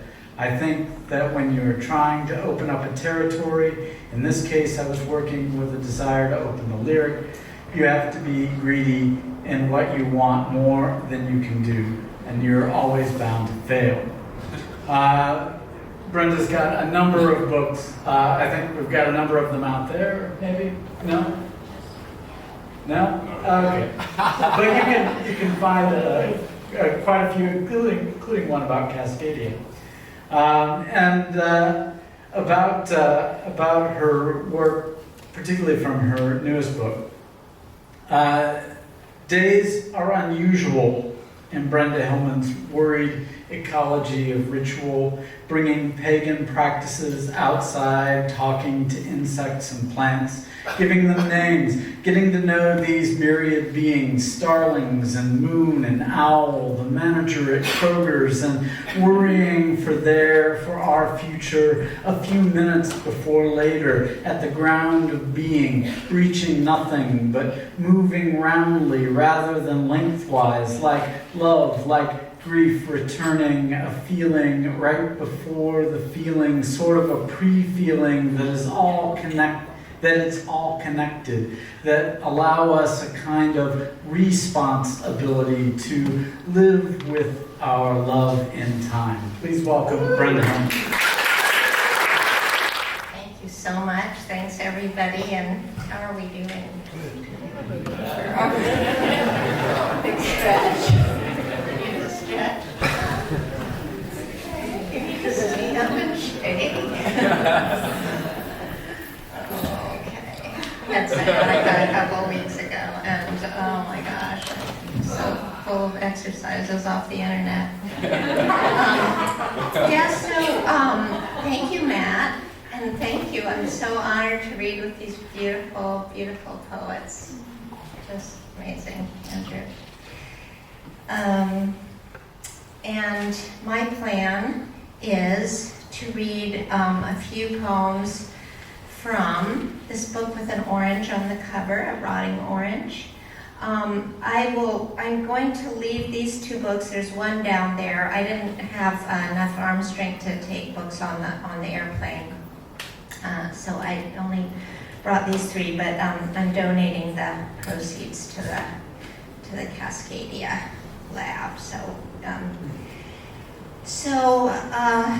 much to say. What a day! Oh my gosh. Full of brilliant people and brilliant thinking, and so much. My heart is very full. Start with the first poem in this book, called Micro Minutes on Your Way to Work. I devised a form that I fell in love with. It's 6 words per line, 24 lines. Micro minutes on your way to work. Days are unusual. The owl sends out 5 zeros from the pines plus 1 small silver nothing. Where do they float? Maybe out to sea where jellyfish are aging left and right. They have some nerve. Today, no new wars probably, no big button. The owl could be your scholar of trapped light, or Walter Benjamin, who writes, "A storm blows in from paradise." Thinking through these things each week, you cross the bridge, cold coils, fog, feelings. Syllables also can grow younger, like those jellyfish. You bring your quilt of questions in the car. At work, you'll have to be patient in the risky enterprise of talking to other people. So little progress in this since the Pleistocene. Mostly, though, you're calm when traveling. Silver, nothing, moving right and left. Day releasing the caged stars. One thought mixed with no thought, packed with light. This is actually for a very extroverted friend of mine, but I was really thinking about, like, how did I teach all those years? Having to be out there for people. It's unbelievable. So I brought this gas mask to show you. It's a Russian gas mask I purchased on the internet for $10. My students and I have had student groups that have done various forms of micro-activist actions, and one of the things we did is explained in this poem. And I hope it'll give you some ideas for your activism. Report on another encounter in nature. It's a prose poem. And it refers to text corruptor. I don't know if you know what text corruptor, where you just put a word in the text corruptor and it makes sort of a beautiful gobbledygook out of the text. So it hides the text. Excuse me. After the EPA began to unravel, some students and I went out to read what used to be called nature poetry at a shopping center wearing Russian gas masks we had purchased on the internet. The students were brave. We were surrounded by grassy hills with so-called invasive species. There was a little buzzing from the edge of the universe. We felt everything intensely. Phrases sliced through the minutes, then moved away through space. At the Safeway, a man came up to us, older white guy, and asked what we were doing there. I said we were reading nature poetry outdoors because of what was happening to the EPA. He said we would have to take our protest elsewhere. I said we were here as part of an ecology class. He said he owned the Safeway and we would have to leave. I looked at his Volvo, its gas tank full of screaming dead animals from the Cretaceous, a warm geologic period of shallow inland seas, a phrase I've always found comforting. We moved our reading a few yards away to some not dirty western dirt full of not yet extracted minerals and the secret water I pray to. Poets can bring odd thoughts outdoors. We moved to another town and read there. The rubber tubes of our masks looked like the snouts of ancient anteaters, dangling down over the pages or phones without being connected. At first, it was hard to see the poems through the scratched eye goggles, and then we got the hang of it. We wondered how the gas masks had been used before this, just practice for war or what, since they were sold on the web for $10 each. What happened to our interlocutor? How will he live out his days without poetry, with his features congested by fumes? If I knew his name, I would place it here in the poem instead of this text corruptor. Here is a little spell. We will not meet him again on this earth. We will not meet him on the stairs of hell. We will not meet him in a place unseen. We will not meet him in a wishing well. There are books and beauty where we dwell. We will love each other in a dream.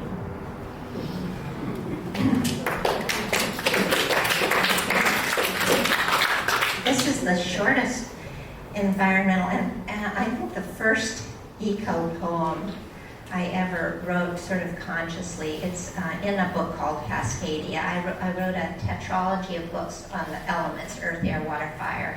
It took me about 20 years to do that. This is called Styrofoam Cup. How many of you know Keats's Ode on a Grecian Urn? So that's still unravished pride of quietness is the first line. So this is Styrofoam Cup. Thou still unravished, thou bride, thou unstill, thou unravished, unbride, unthou, unbride.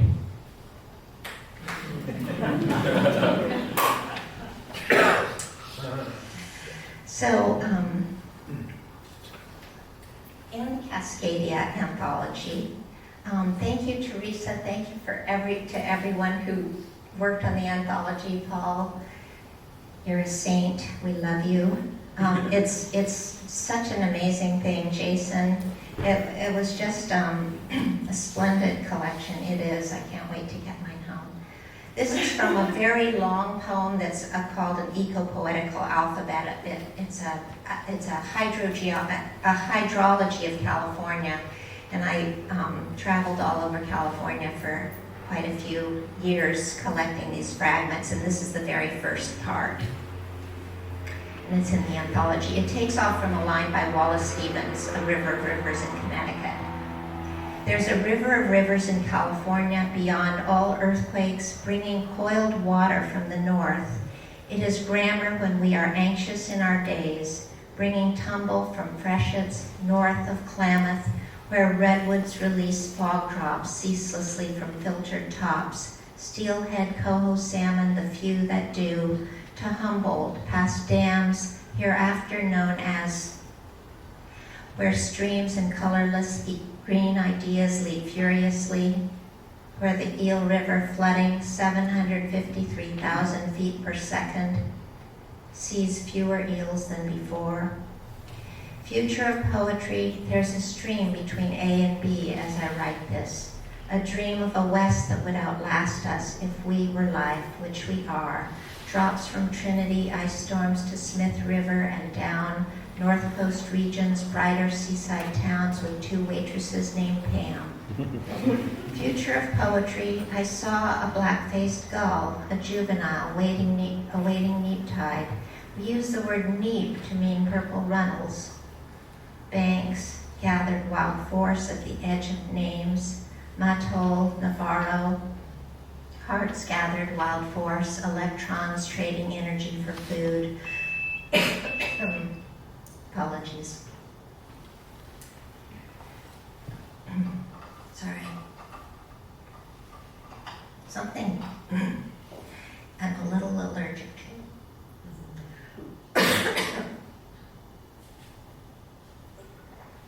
I'll take it from the middle here. Here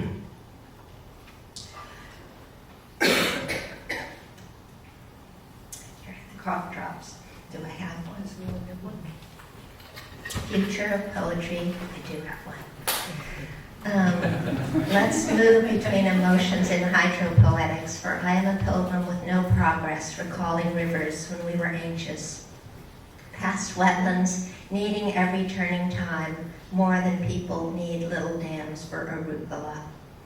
Many had lawns, they had to shower, they had to eat. I said to me and Brenda, now don't start just ignorantly criticizing state dams the whole time. You drink gallons of it, you know you do. Followed creeks through decades, left of where eagles can eat whole deer. Stopped near Fort Ross, we looked up to the redwoods, releasing beads, fog drops. The women so kind in Mendocino, they took the beyond and ran with it. You wrote on the memory tablets, blind sticks arranged themselves, water bearer was your star. Our settlements didn't last, nor should they have, nor should they. There were economics and lifestyles.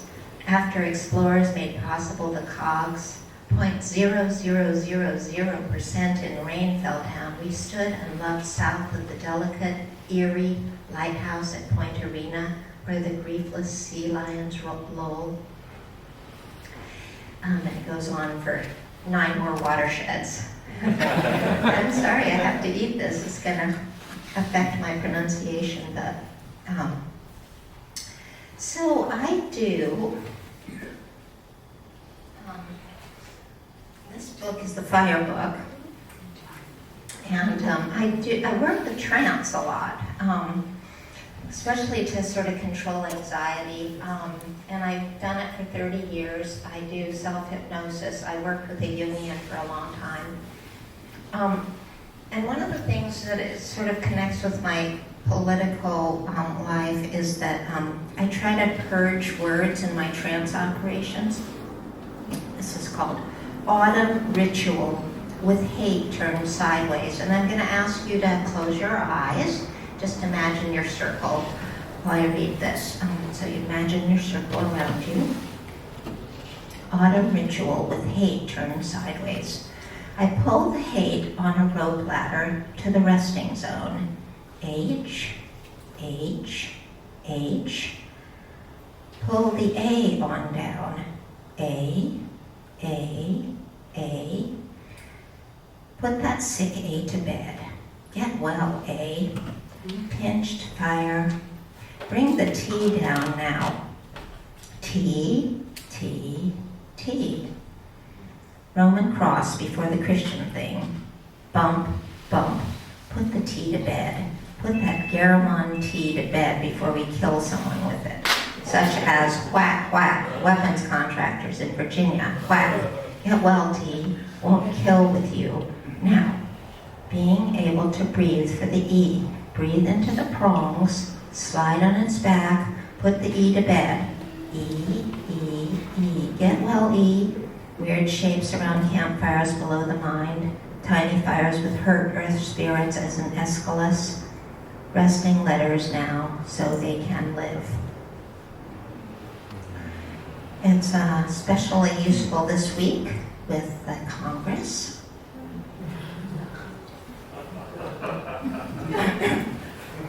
Would you like some tea? I'd love some tea. I don't know if I need it after the cough drop, but so far, thank you, Roxy. So I'm going to read this for Jan Zwicky, whose work I've loved for years and I only met yesterday. This is a brand new poem. I just finished, but her reading last night of her beautiful short lyrics gave me the courage to read this. I had anxiety as a kid and dyslexia. And so I'm trying to write poems about childhood, which is kind of first for me. Childhood eternity during science class fragment. The child opened the science book. Of course, there is a place no one sees. Inside that place, another place. Inside that place, an unknowable realm. She was shy. Not saying too much about this seemed truer, she thought. She smoothed the wrinkles off the book. On the steel-rimmed desk, a little stain from the previous child on the shellacked wood. Her task was to stay tethered here on earth for them long enough, then taken back secretly like an overdue library book.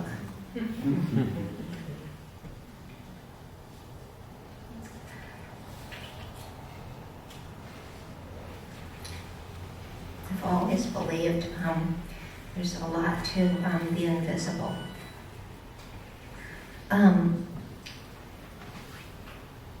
However you define it, it doesn't have to be peopled.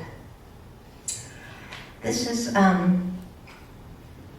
another brand new poem, To Mycorrhiza Under Our Mother's Garden. So my dad died in 2015, and we had to move my mother away from her home in Arizona.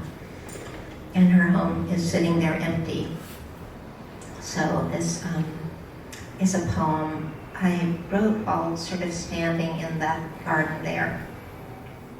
To mycorrhiza under our mother's garden, hyphal tubes, symbionts, exudates, glomalin proteins, pre-soil, prevent the leaking out. Fluttered root tips of padded prickly pear, and under anxious days, enzymes, gilgos, patched necromat masses under her clothesline keep spirit close. Beneath feldspar red-bolt mica, nets of roots, fate-capped, not death, fungal sheets steady there. Abiotic mediators, ones toward all, crawling now word-open cells, Pleistocene-enriched molecules where rhizospheres stayed still. Days of salts, stomatas, pores in leaves. Dirt with furry prizes turned zero clouds where chores were done to branch near places she had moods, mendings, sewed buttons on. Ectomycorrhizal fungi mend her there, her here, mend moods here. Pink and beige mold moods stay the feet, forgetters, spun threaders, where dots and arcs host sugars, ampersands of storage compounds weaving loves, carbon allocators, micro-essays of myco-endorhizal, baffled net of never seen don't. Light carriers don't forget, fungal tracers hold back below, tubes and branches, microbe niche of ground, don't forget her, earth that held her up. This is also in Bless Your Heart. Thank you. Oh, thank you so much. I thought it would go away, but just knowing it was on the way, Roxy. So I'm going to read 3 more poems. One takes 6 minutes to read, though, so I think maybe I'll just read 2 more poems. On hearing the golden-crowned sparrow. This is in the Cascadia. So this comes at the end of the book. Bob, my husband, had open heart surgery and in the pandemic, and I thought we have to tell people that we love them right away, no matter what, when we love them. On hearing the golden-crowned sparrow, half-sweet squeal, sounds like one hearing aid placed on the table. A song knows more than one way. When hills catch fire, this sparrow stays, or returns to the same bush each year. We loved each other when we couldn't love ourselves. Our life a time-shaped miracle. A new ash is covering the plants, planet, plans. The song's enchantment has a grainy hunger. Finishingly, seep, seep, nightly finishing unearthbound, like a Saturday. Its broad eyebrows crowd the crown. When we are sad about poetry, when the immortals can't be heard because of fire, this staggered sound, split splendor about our height from the ground. And I'm going to end with a poem.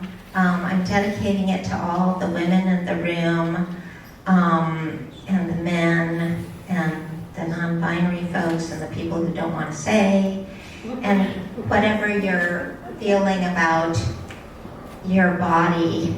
We've talked so much about Earth and the beautiful nature of this place today, and we all are thinking about it.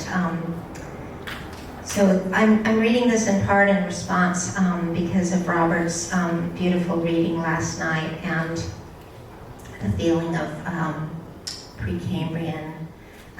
So this poem takes place over a billion years. And it's called History of Punctuation on the Face. And thank you so much for all your beautiful selves and your attention all day. I have to leave in the morning, but it's just been lovely to visit with you, and thanks to Paul and everybody for putting this on. I will show you that in this poem, all the punctuation is over to the side. It's unpunctuated. until the end. There's lots of punctuation, but it's separated. History of punctuation on the face. We love punctuation. We love it on our faces, between our eyes, the commas on pages, slashes and virgules by the noses, the deeper ones called smile line. The history of punctuation on our faces, the not smooth, now colonized landforms. Try agelessskinrevolution.com, an internet pop-up says. Between news, Botox could fit your punctuation, and we don't want service worker bacteria injected in our skin, some of our sisters said, naming the wrinkles after the drier years. The history of punctuation in the West. Men were reading silently. Women didn't read, of course. They were accompanied by the lyre and strings. Construction workers do not whistle anymore because of punctuation on my faces. When I think of the invention of signs, when we think of interpunct, the small plump dot made reading easier, we welcome extra punctuation over time. Women sat up high in the arena. No signs for when the gladiators killed, and on the wrinkled earth the animal. The interpunct kept pace, and thus the scribes began their sense of inner pacing. At what level did experience begin? And thus began the sense of interfacing. At what degree do Botox creatures stretch marks designed to make reading easier? Weakness happens when the muscles fall. They invented the dipple, the period. At the Grand Canyon, we saw wrinkles up and down from the Precambrian. What's so bad about granite wrinkles? What's so bad about punctuated women?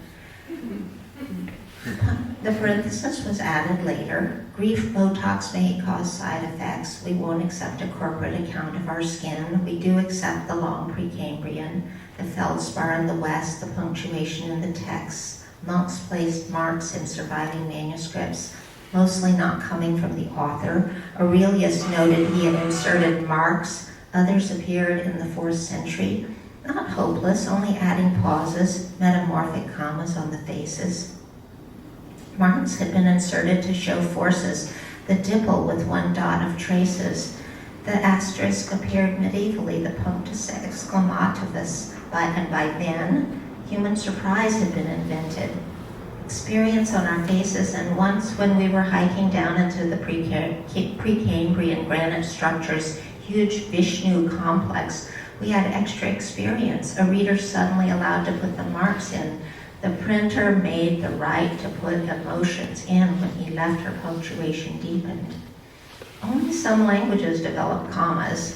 Some faces, some agreements have, and time makes other lines within the sense of sense.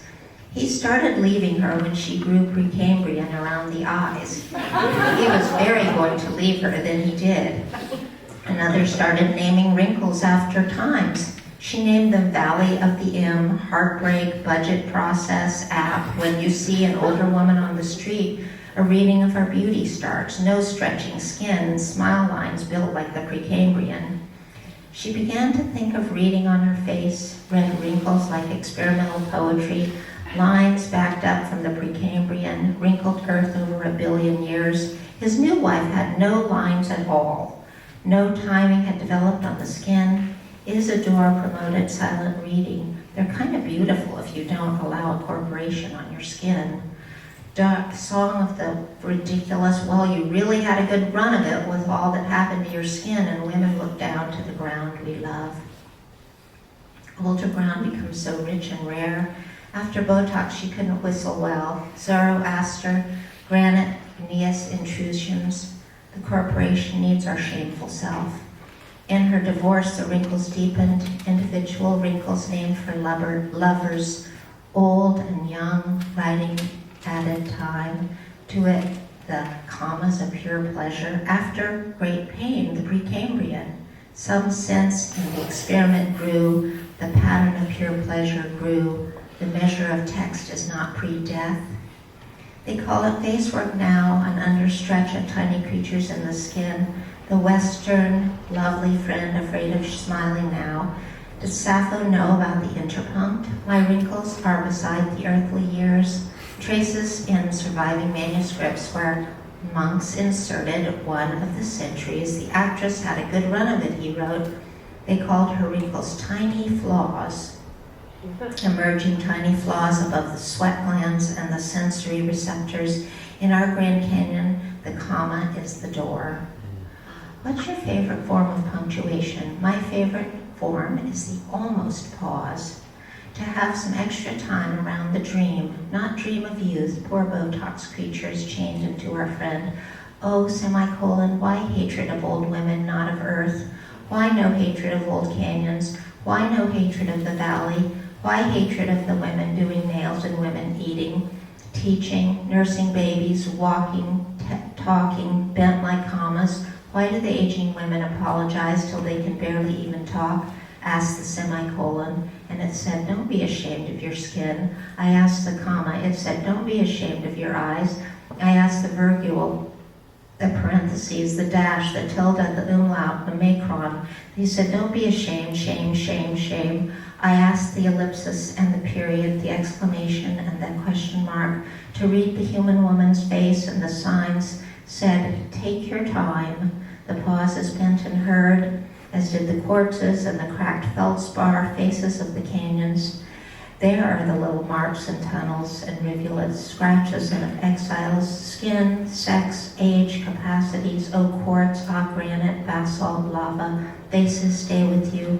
They don't remember you. They make signs with laughter. Old women, we remember you. Remembered the wrinkles under the cities. The faces ours full of pain, dots and lines and whines, faces loved and suffering and gladness over all the earth. Thank you.